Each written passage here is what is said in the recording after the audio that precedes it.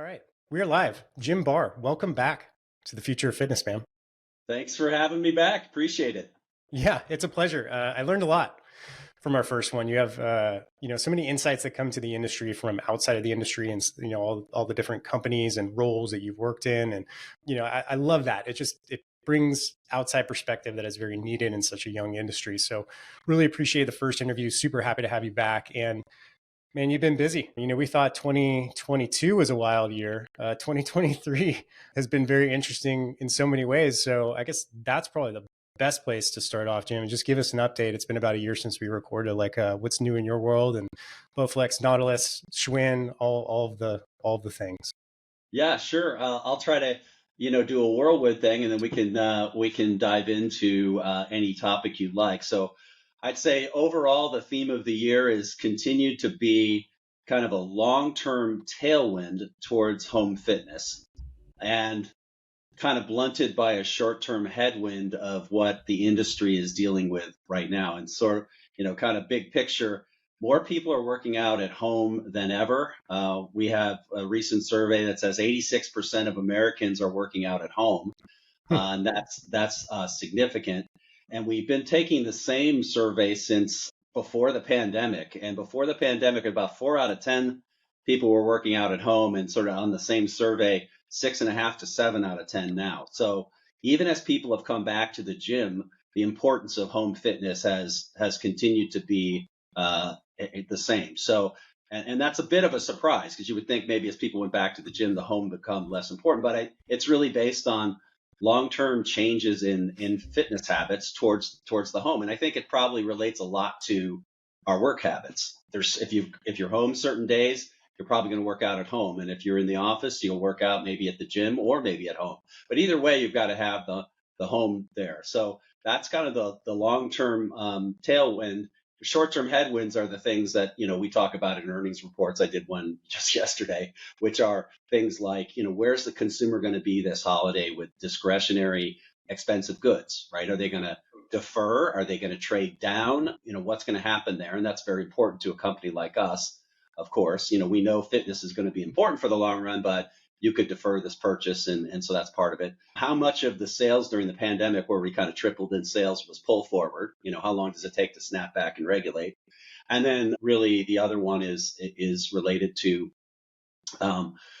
retailers. Retailers are being quite cautious. We reported that we have 50%, our retailers have worked down their inventory 50% from this time last year, but they're not reordering at the same frequency as they typically did, because they're being cautious about building their inventory in a number of categories, including ours. So you got kind of that story going on that continues. For us personally, we have rebranded the company. So last time we spoke, I was the CEO of Nautilus Inc. I'm now the CEO of Bowflex Inc. And so that was an important thing that we could spend some time on as well. At the same time, we've taken the Bowflex consumer brand identity and really revamped that. We wanted to modernize it. Right. When we are back on, we had quite a slew of interesting events that just happened, from fire alarms to recording stopping to all that. But we're here. We're going to get this interview laid down properly. So my apologies to you, Jim. But let's kick it off again. We're the year in review. It's been 1 year since you've been on this podcast. You've had a lot of stuff going on. So please, again, go ahead and recap what's been taken on in your world. Sure, absolutely. I'll start with kind of a theme that we touched on last time, which is home fitness tailwind against home fitness headwind in the short term. And the tailwind is long term, we believe, in nature, because it's really based on profound changes in home fitness habits. A lot of those being driven by, your place of work. So if you're working more days from home than you were pre-pandemic, which is the case for most of us, it's the case for me right now, Yeah. That means that you need to have that equipment at home. So even as people have gone back to the gym, that continues to grow. There are a few stats we have, and one stat that we study. We believe that it's our 2023 survey. Basically, we found that 86% of Americans work out at home in some measure. And Wow. in another one, and that's US based, to be clear. And then in another survey, this one's actually pretty important because we asked the same questions now for 2.5 years, from before the pandemic through now. But we asked people, where are the places that you work out? And pre-pandemic, it was about 40%, 4 out of 10 worked out at home in any way, shape, or form. And in this same survey, so it's not exactly apples to apples on the other one that I talked about, but in this same survey, it went from 4 out of 10 to about, at its peak, about 7 out of 10, and now it's 6.5 out of 10 Wow. that work out at home. And again, it's that same theory that if you're going to be working from home more days, you're going to need the equipment. And we've seen a profound change in the number of people who are building home gyms, who want variety of equipment. They used to just buy one and put it in a corner of their home. Now they're buying multiple pieces. They're building strength and cardio together. And that has had a big difference. So we have a kind of a long-term tailwind because of those changes in habits. So we don't see that going away anytime soon. And then, of course, in the short term, everyone's talking about our industry, and it's kind of like, you poor guys being in that industry, because you're like the opposite of hospitality, who dropped right away and then now is growing and everything's happy. You guys went super high right away, and now you've got kind of this post-pandemic hangover, and everyone in our space is in this same category, whether you're public or private. And really, the reason that is because there's three things going on that are hitting our industry pretty hard. Number one, where is the consumer going to be on consumer discretionary goods like we sell at this holiday, right? Are they going to trade down? Are they going to defer the purchase? And so that's a difficult thing for us to deal with. The other thing is, of course, when you spiked up in sales, how many of those were pull forward sales that you're not going to get now for a while until people regulate? That's a question no one has been able to answer. And then finally, a good number of us sell not only directly on our websites as we do, but also through retailers. And retailers have the same issue. They're looking at the consumer and saying, gee, is the consumer going to spend this holiday? And if I'm not sure, I'm going to pull back on my inventory purchases. And that has happened. And in some of our retailers, we have great retailers like Dick's Sporting Goods and Amazon and Best Buy. Some of those folks look at their inventory and they say, we're just going to take some chances that we have enough inventory this year, because and that second year of COVID, they all bought a lot of inventory that they're still selling. So those three kind of headwinds, but the good news is there's a long-term tailwind there. So that'd be, I think, one theme to really talk about. Happy to dive further into that. In terms of what we ourselves are doing, there's a lot of exciting things. The first thing that I'll talk about is, last time we spoke, I was CEO of Nautilus Inc. Now I'm CEO of Bowflex Inc. So we've changed that to reflect our number one brand. 85% of what we sell is under the Bowflex brand. It's, Nautilus was like, when I took this job, I told my kids who are in their 20s, I'm going to be CEO of Nautilus. And they were like, what do they do? And I said, well, they make Bowflex. Like, okay, now I get it. So it's a little bit generational. And this was part of our long-term strategy, is to make sure we focus on the brands that matter. And now we've rebranded the company to reflect our number one brand, and really the brand that we invest the most in. So that's been a lot of fun, and that just happened a few weeks ago. So it's been exciting. I thought some people at the company might be like, oh, Jim, that was the one thing not to change. We just love this brand. And they really did love this brand. But even the old timers are like, yeah, it was time. It was time. And this was the right time to do it. So that's exciting. And that's something we could talk about. I would say at the same time, we have a consumer rebrand of the Bowflex brand, which is, it's always stood for strength first and then cardio. It probably needs to be modernized a bit. A lot of times when we talk about the Bowflex brand, they talk about the rod gyms that have been around for a while, and they do this, or they talk about Chuck Norris, somebody like that, who might have been, actually wasn't a spokesman of ours ever, but they don't know that. So it's in the word cloud for sure. So we want to modernize that. And we did a lot of work to really study fitness, what motivates people and all of this. And really, in our new Bowflex brand identity, it's more personalized. It's more around connected fitness. It's about our quality equipment, which it always has been, but it's really about, getting to the you that's inside of you. We're meant to be empowering, more inclusive, not always the person who is in the best shape, or measures progress through weight loss. I mean, there's many different body types that mean healthy, and we're trying to be inclusive about all that. And a lot of our advertising talks about bringing out the you that's inside of you. So that's a big part of it. And then as a result of that, we've launched some new products, as we do every holiday. But the new products actually reflect that new brand identity, everything from fonts to colors and the things like that. Well, one thing we saw about equipment in our space is everything was a sea of black and red. Like that was our logo, that was everybody's logo. All the equipment looked the same. It was big, bulky, beefy is what we called it. I remember when I first got here a few years ago, people said, yeah, you need beefy products. Well, that's not what's happening. What happened during the pandemic is the place where people work out moved in some cases to another room of the home.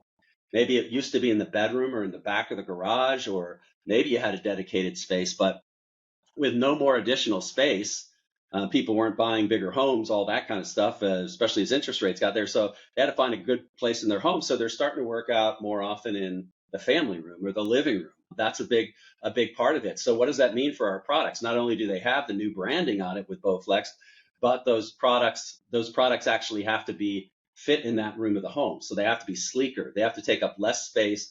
And most importantly, they have to be quiet. So the products that we've released this year, it was a quieter Max Trainer without the big fan making the noise. That might have been fine in the bedroom, but if your spouse is watching TV right there, you're not gonna make a lot of fans that way. So we took the fan out of that, and it's quieter. So everything's quieter. Everything takes up less space and fits in that room of the home. So we're excited about the release of those products this year. And then I think the thing to remind everyone too, we talked about it a bit last time we got together about a year ago, but we continue to be in this major transformation of our company from being a equipment only company to our new Northstar strategy, which includes first being consumer led in everything we do. Just because we can make a piece of equipment in engineering doesn't mean we're going to sell it. We're going to look at who's going to buy it. We're going to understand our consumer like we never have before. We're going to understand how we're going to talk about it, and then we're going to green light it and do that. So we're very, very consumer centric. We know more about our consumers than we ever have, and that's very important as things change. And obviously, last few years things have changed.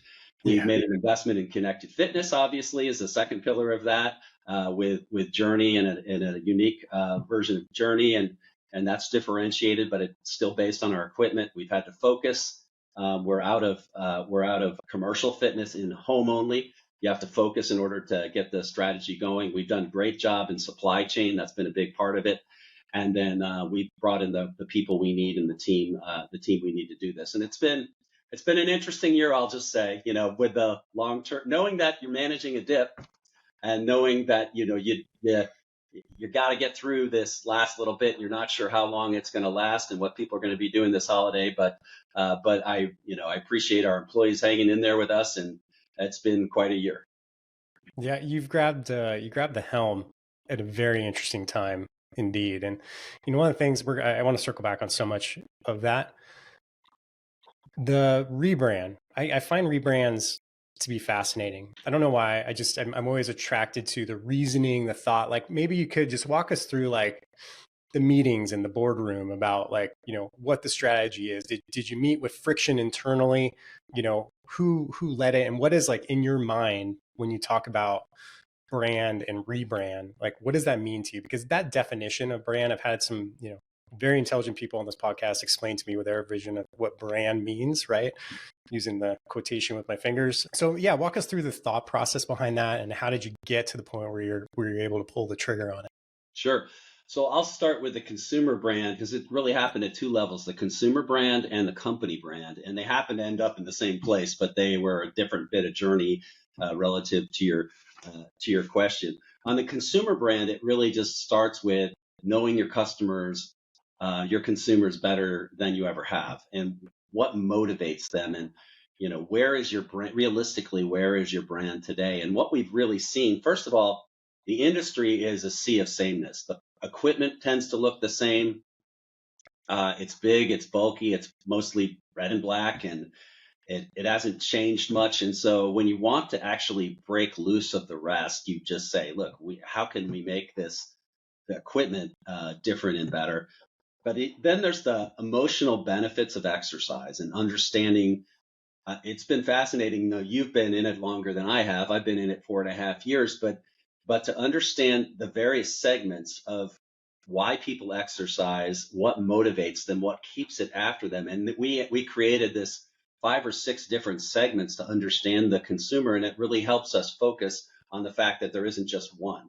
There are people not in our target that are we call gym socializers. You give all these segments like cute names, but one of them is gym socializers, and those are people who go to the gym just to be with other people. They might work out a little bit, but they're mostly, you've seen them around. This guy's always leaning, talking to somebody else. And you're like, how long is this guy here? But that's not our target. But that is important to understand that that target is there. The ones that we go after are enthusiastic cross trainers. These are people who like exercise, understand that it is a something they're going to be doing their whole lives. Some days you won't love it, but you're going to be doing it your whole lives. You have a broad perspective on fitness and wellness, and you're going to keep doing that. And that has fueled a lot of what we've done right over the last few years, is understanding that consumer. Because previously we went for a consumer that wanted a shortcut, wanted the best workout in 14 minutes. That was actually one of our slogans at one point.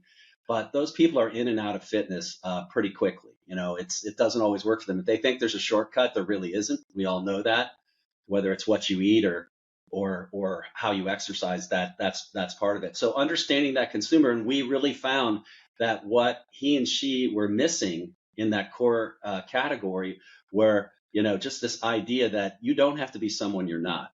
You don't have to lose 50 pounds to be successful in fitness. You can still be the you that you are. And so we did a bunch of discovery around understanding what those people wanted and making sure that we could position the Bowflex brand to bring out the you that's already inside you. So in other words, you're not as far away from where you want to be than you think.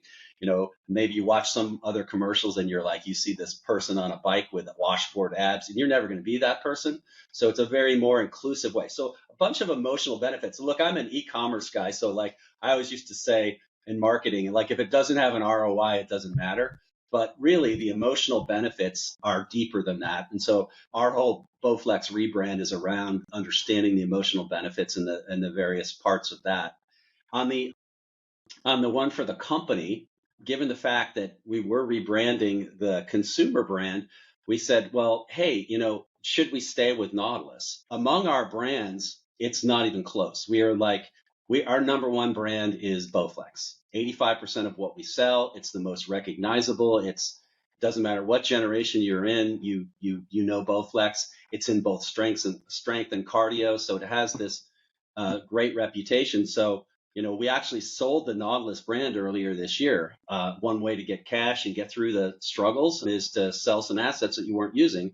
And when we originally did our strategy, we said we're not going to use this brand anymore. So we sold it for around $13 million in cash. And then we said, okay, so that's now an opportunistic time to change the name of the company. So we're changing the consumer brand. We're changing the name of the company. And you asked a great question, because it's like I was really concerned that some of the old timers, and like a lot of companies, we have people that have been here 30 years, 40 years.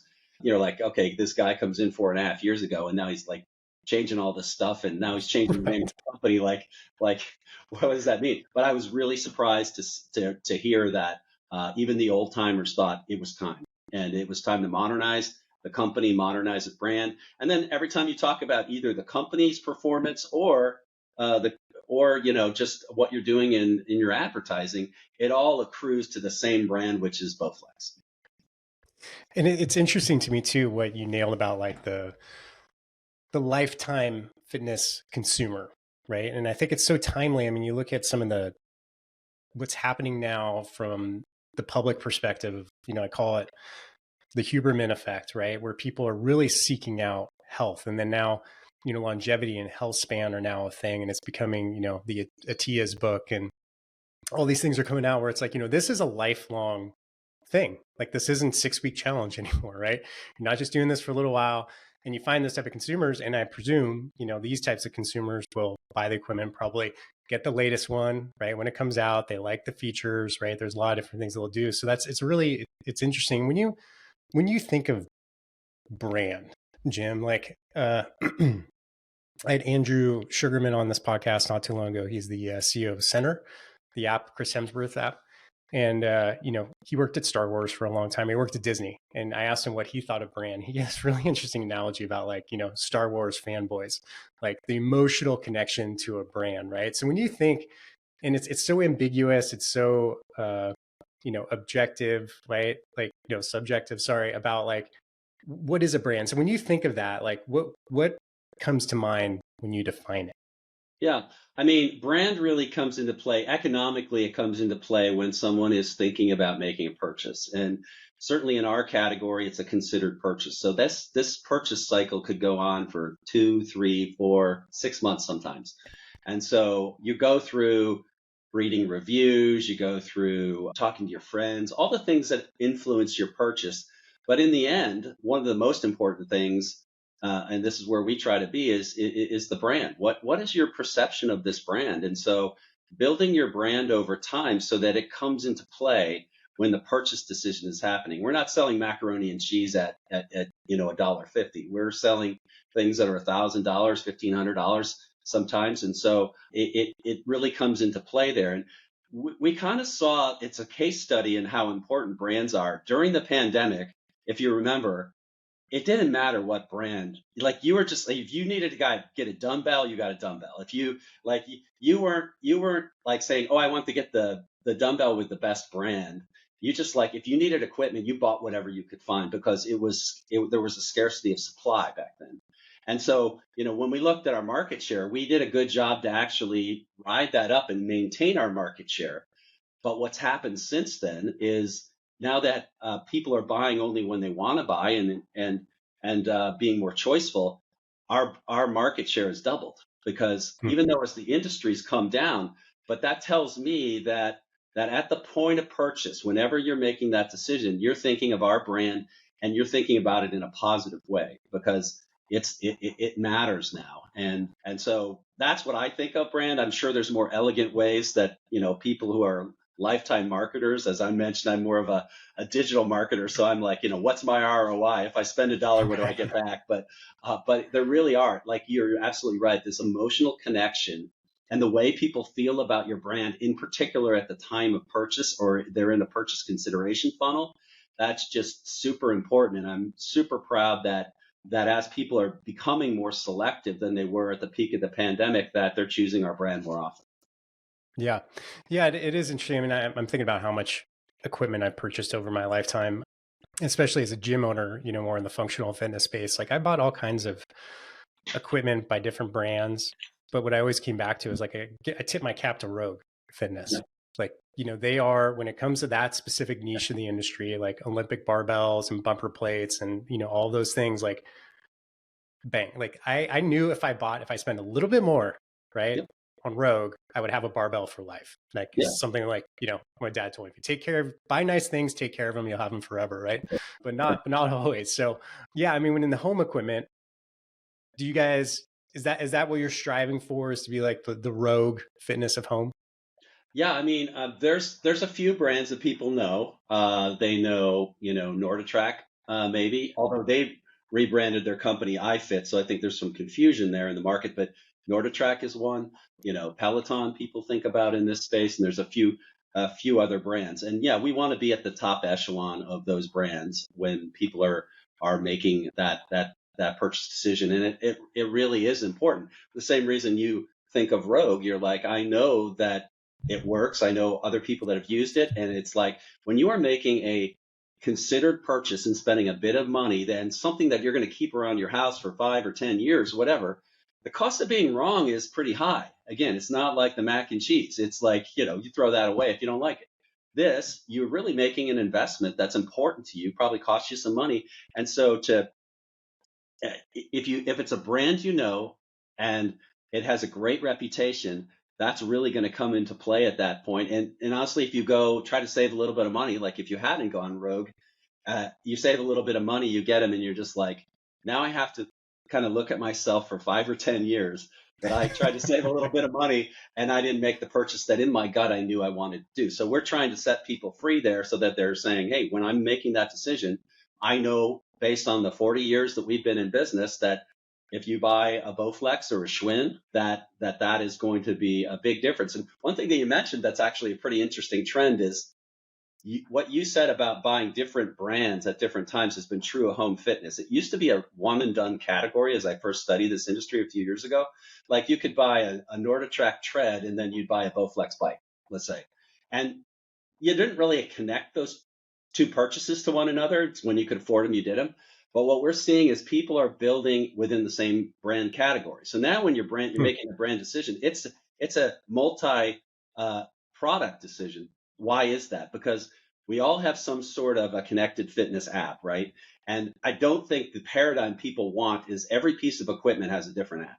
What they want is, something that tracks you across all your pieces of equipment, whether it's one of these or in Journey, for example, you can get multiple pieces of equipment. So we've seen brand loyalty we haven't seen before. So it sort of ups the stakes on branding a little bit higher than it used to be. It was a one-time transactional type of thing before, and now it is a connection with a brand that might span several transactions.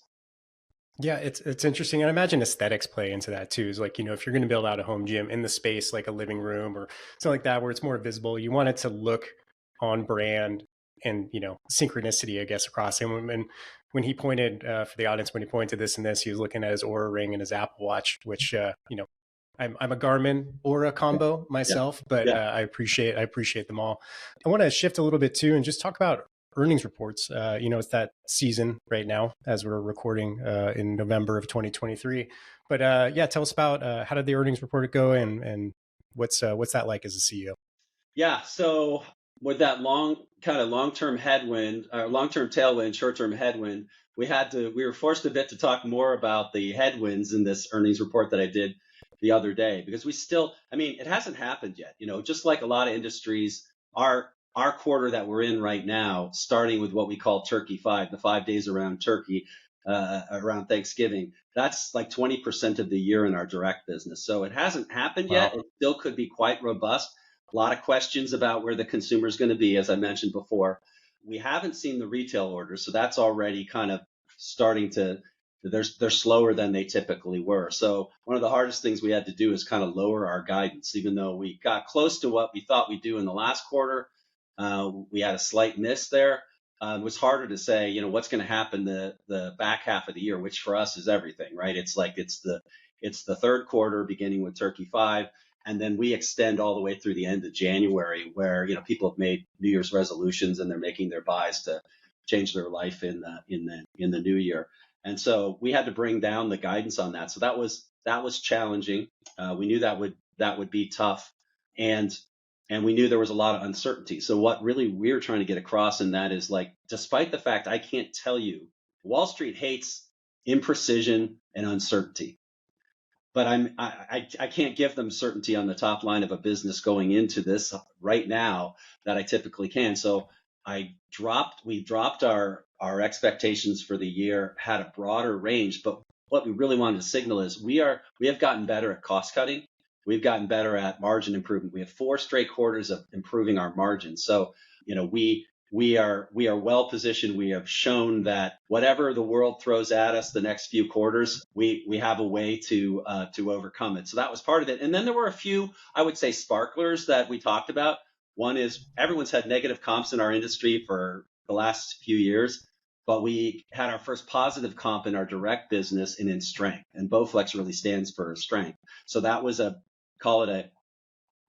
maybe the first sign that we could be turning the corner there. Our international business was also up. So that's 2 of our three channels. The third one is domestic retail. And I told you that one's down because of the reorders. But we had 2 good things there. When we talk about the new products, and, we touched on them a little bit, a new Max trainer that's silent. We have a new bike that looks great. And we also have a Schwinn elliptical that we've launched. So all of these are great. They're on brand, and we love launching them at this time of year, and that drives quite a bit of growth. So that's good. We talked about the new branding that we've already talked about here. And we talked about Journey. Journey is, it's every one of us in connected fitness have an investment we make in our digital experience, because we've seen that it's here to stay, that people stay working out longer the more interesting you make it. So, instead of the 12, 5 years ago, there were 12 ways to work out on a treadmill, right? And once you did all 12, you got bored and it became a coat rack. But now, with these experiences, you can run 300 places and you can run a different place in the world on our equipment every day of the year and not get bored. And then you can watch Netflix and get trained. We have our angle is really individualized connected fitness. So even when you're using our dumbbells, we have motion tracking technology to tell you whether you're doing it right, and we have rep counting and all of that. So this is as individualized as it can get. So one of the messages is where we've made the product better. We've launched it now for dumbbells. People really like it, and our paid subs are way up. So we're getting to the right spot there. So some nice sparklers around around earnings, but in general, it's a challenging time for our industry. Yeah. Yeah. And I want to get your opinion on something. I have just recorded an industry deep dive, which I do quarterly with Juliet and Alex. And we go over earnings report. And overall, it seems like, and we discussed this, that Wall Street just doesn't really like fitness yet. I mean, do you agree or disagree with that? What's your point of view on? Because I mean, Lifetime, very profitable. They had great earnings reports, right? But still, just that doesn't seem to spark as much interest in maybe some other industries. So what do you think about that? Yeah, I mean, just put me in the lineup with every CEO that whines that his stock price isn't high enough, right? So I'm definitely there. I mean, when I see where our stock is, and we probably didn't deserve as high as we went, and we definitely don't deserve where we are now. And I think, what I mentioned before is if there's uncertainty in a business, Wall Street doesn't like it, right? And if there is not a recurring revenue stream, Wall Street likes it less. So that's why Journey is important to us. A subscription revenue base is important. I can't really explain some of the other competitors because clubs have a recurring revenue base, and so I think Planet Fitness has been doing well and things like that. But yeah, there may not be a full appreciation of it. And then this industry, whether it's the gym, the commercial industry, or the home industry, have just been in a roller coaster the last few years. And so you've got uncertainty. You're managing. You're not quite to the other side of it yet. And I really believe what's going to happen is that once things settle down, it'll just be a normal, boring business again. And you're going to start getting the normal, boring businesses get a better multiple, get Wall Street to appreciate them better. When you've hit the peak and now you're on your way down, and you don't know where the bottom is, then some of us have trouble with that, and you can't really blame investors for that. They got other places to invest their money if they want stability, and it may not be with us right now, but that long term health, fitness, wellness, it's important, and it will only grow in importance, and it's only going to come together in terms of a holistic view of it. So I mean, I think it's all going to regulate it, but right now it is what it is. Yeah. Well, if I'm in the audience, I'm thinking now's a good time to buy. So Thank you. We'll You take can it say from there. that. I Yeah. don't think I'm allowed to, but Yeah, I can. Connected fitness. So, obviously you guys are players in that space, believers in it, investing in the future of it. It seems to be, at least within our industry, like Peloton is like synonymous with connected. Everyone thinks like whatever happens to Peloton is what's happening connected. So maybe give us an idea of like the larger landscape of connected fitness and where you see it going, especially just in like, the next year of 2024. Yeah, I mean, I think the one thing I'm actually completely convicted on is that it's just a better model. I'm not just talking business model. I'm talking about for consumers and for people who work out. It's just, as I mentioned before, so the variety is what people seek, whether that's variety of equipment, where we built Journey for every piece of equipment, or variety of ways to work out. You might want to do yoga on Tuesday. You want to do strength on Monday and Wednesday, and you're doing cardio on Thursday and Friday. And so, that variety is really important. And then the different ways to work out, it's like, how do I not be bored? And what's been fascinating to me, like someone like Peloton, you can't do a better job than they did on bringing the studio bike class home. Like that's just brilliant. And early when I first got this job, I was like, I need to ride that wave because that is just fantastic. But what we found, having a broader portfolio than they have of different types of equipment and strength and cardio, is that you use these connected fitness experiences on differently on different devices. So you might have the idea of a class when you're on a bike, and that makes total sense. And so you need those classes. But when you're on a treadmill, you don't have an idea of a treadmill class. You have like, I need 40 minutes to go by as quickly as possible without boring the heck out of myself. And I actually try to motivate myself to say, how do I look forward to this? So like it's funny, but things like watching Netflix while you're being coached on the machine, like the workouts have trended to the length of a Netflix program, but everyone's different. It's interesting to see how each piece of equipment gets worked on, but you can see that overall, whether you look at our stats or you look at Peloton stats, the two public companies in this space, we're making a difference. People are working out more often, and they're not getting bored as quickly, and they're staying with it longer. And hey, it's not solving world hunger, but it's a pretty darn important thing for our members and for their members. And so that's why I am absolutely convicted that some form of connected fitness is here to stay, and that all of us are really looking for the best way to provide that and differentiate it. Where Peloton's more of a one-to-many. They have a class which is one-to-many. We are individualized. So when you get on Journey, we know what you've done. We know what your goals are. We suggest the workout for you. You can say, no, I don't want to do that, or you can take this. You can work out at a different place all the time. And we count your reps and we look at your form. Nothing's more personalized than that. So that's our angle. Not that we're going to have every class in the world, but that we are going to have enough ways to work out, enough variety that keep you entertained, keep you at it longer. That's what it's really all about. But I just say in general, I think connected fitness is here to stay. If it wasn't, a lot of us would have given up before, because this is it's expensive. I mean, my company could be more profitable if I just forgot about connected fitness, but we built so much of what we think the consumer needs, and we're kind of right at the tail end where we can see break even in the near future. And more importantly, our company mission of helping people live healthier lives through fitness, we know whether it's working. And that is inspirational to us. So it's great for consumers, it's great for our employees, and it's great for our business model.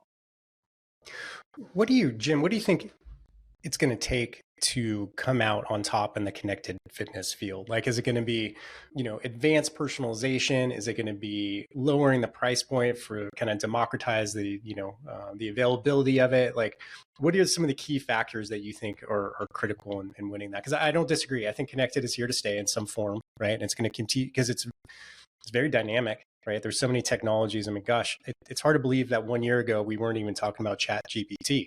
Yeah. Right. And here we are with AI is completely mainstream. And so it's going to continue to advance. But at a macro level, what do you think it's going to take to win that? Yeah, I mean, I think it's not a winner take all situation. It's just going to matter kind of what your own personal use case is. So if I'm Peloton, which I'm not, but their company starts with that experience. It's a digital company that happens to come along, that has equipment come along for the ride, right? That's where all their profitability is. That's where that's the most important thing for their business, and I see their angle, and I would play the same game if I were them. Ours, it's always been about the equipment, and our view of connected fitness is that it makes our equipment better. I just kind of have this view that it used to be, whether it's a car or it's a piece of equipment, the day you bought it, it had all the cool stuff on it, right? And so the best day you owned that piece of equipment was the first day. But with connected fitness, I can give you more workouts. I can learn more about you. I can coach you. I get better over time. So no longer is that first day the best day. It should be just the first day. And I think that's where it is. And I think that's going to be a big part of it for us. The angle is personalization and, kind of perching ourselves on your shoulder and saying, how do we make things, whatever we have, lots of content, whatever, but how do we suggest it for you? If you only had 12, it wasn't hard to pick. Now you have 300 places to work out in the world. You have Netflix, Hulu, you have coaching, you have strength and cardio. Like, how do we make that easy for you in a personalized way? That's a big part of it. So, anyway, those are some of the things I think that will make a difference, but it's going to come down to everybody's own use cases. And I like ours. I mean, I haven't had to pivot the company as much about it. It's always been about the equipment. It still will be about the equipment, but the equipment's better over time with Journey. Yeah. No, it's a really interesting point. And if I'm picking up on this right, is that, Journey is becoming the center point of, well, of the user journey, ironically, right? It's like, it's like the coach almost who, continues to, vary it and make the, each person's fitness journey unique to them. Is that essentially the point of it Yeah. all? I think it's the glue. For us, it's the glue, right? Mm-hmm. We'll continue to sell the products that people demand and people want to use. But when we launch a product now, we launch a product with an experience. So our strategy has gone from being an equipment manufacturer to being a provider of fitness experiences. Now, ours always start on the equipment. You can get workouts for yoga, not on the equipment, whatever. I think it's eventually going to go outside, and you'll use your watch or your ring or whatever to connect all this stuff. But yeah, it's what keeps people interested, what keeps people at it longer. That's what it's all about. Yeah, interesting. And is that I was looking at some of your PR announcements and things like that, and adaptive fitness seems to be a term that I'm seeing around. Yeah. So is that how you're defining it? Yeah, we tried saying the word personalization, and when we tested that out on consumers, as I said, trying to be as consumer centric as possible, it's such an overused word. So adaptive worked better. So we start using adaptive more often. Why does it work better? Because it's a type of personalization. It adapts to you, what you are trying to do, what your goals are, how you've progressed so far. So that's kind of like if you have a favorite personal trainer in your gym or whatever, that person knows you. They know what you've been trying to do. They know you're training for a marathon, or you want to get 10% stronger, or you're recovering from an injury, whatever it is. They know what that is. So do we now. And then they can craft a program for how you get there. And that's our approach to this. It is exactly like that. And the adaptive seems to resonate somehow a little bit more. I think it's probably an overuse of the word personalization, right? And I we'll agree. probably be saying this about AI in 3 years or whatever. Everyone said AI for 3 years, and now what does it really mean? What can it do for you? So that's what we use. Is we do use AI, we do use machine learning, but it's all in the service of providing an adaptive workout to get you where you'd like to be. Yeah. Well, I appreciate the use of adaptive because I probably said personalization 1,000 times too many on this podcast this year. It's just been Me too. such a buzzword. Yeah, right. Equipment, I think, that's where you guys hang your hat, right? Yeah. And equipment really hasn't changed a whole lot over the past few decades, right? You got your treadmills, you got your bikes, people can do, people have the VersaClimber, whatever, brand names are calling that now. But how do you see opportunities to break the mold on home equipment? Like new imaginations of it. I presume you got R&D working on stuff like this all the time, but Yeah. maybe give us a glimpse into the future. Where do you think there are opportunities to improve? Yeah, I mean, our company's profitability, if you study it over 40 years, is we would have something we would call a hero product, which would be kind of what you're talking about. You've invented something new no one has invented Hmm. before. And we had the Rod Gym as the first version of that. Then we had a walking machine that was the next version of that. Then we had our Max Trainer, which is a hit trainer that became, kind of the hero product for the company. It's just harder and harder to come up with something that no one's ever invented before that's going to change people's lives. I mean, the most recent one we've come up with is the leaning bike we call Velocore. It's like the other bikes, but it goes side to side. It feels like you're really riding a bike.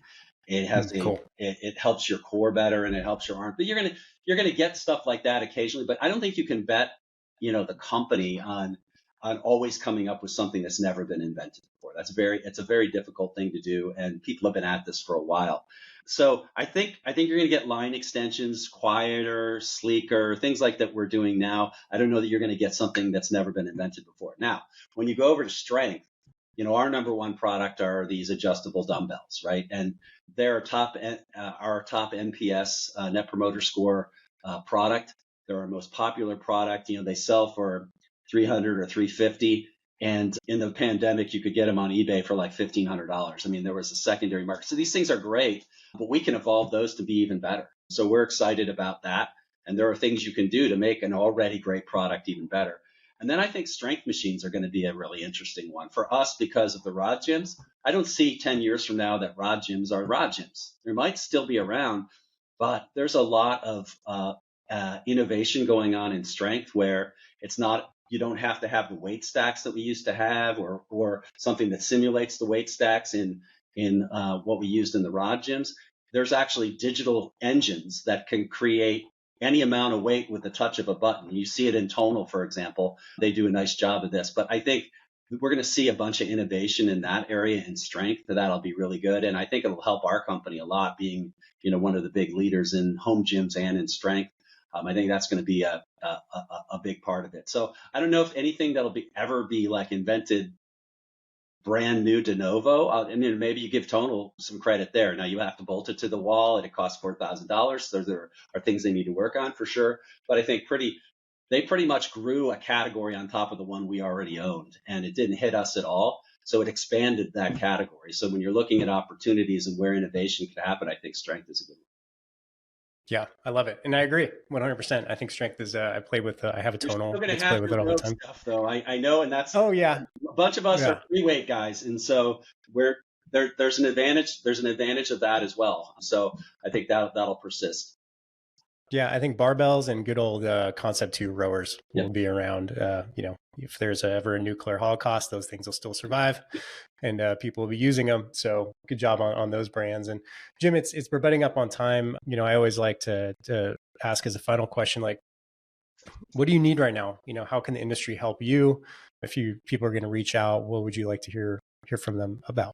Sure. I mean, I think for any of us in the fitness space, I mean, especially in home fitness, we're not at our high point right now, right? So I think if people are going to buy home equipment, let's get it done. That'd be super helpful. I know that's a little bit of pandering, but it's important. And I just keep emphasizing that that fitness is going to continue to be more and more important. Looking at help, whether it's us or somebody else. I think a few of us could use some sales right now, whether it's through a retailer or at home. And I think that's really, really it. And I wish everybody the best on their fitness journeys. Yeah, well, I appreciate it, Jim. It's always a pleasure, and look forward to getting you back on in about a year, and we can talk about the huge sales numbers that are going to come in 2024. And it's going to be a lot of fun. I would love to talk about that. Yeah, awesome, ladies and gentlemen, Jim Barr. Thank you.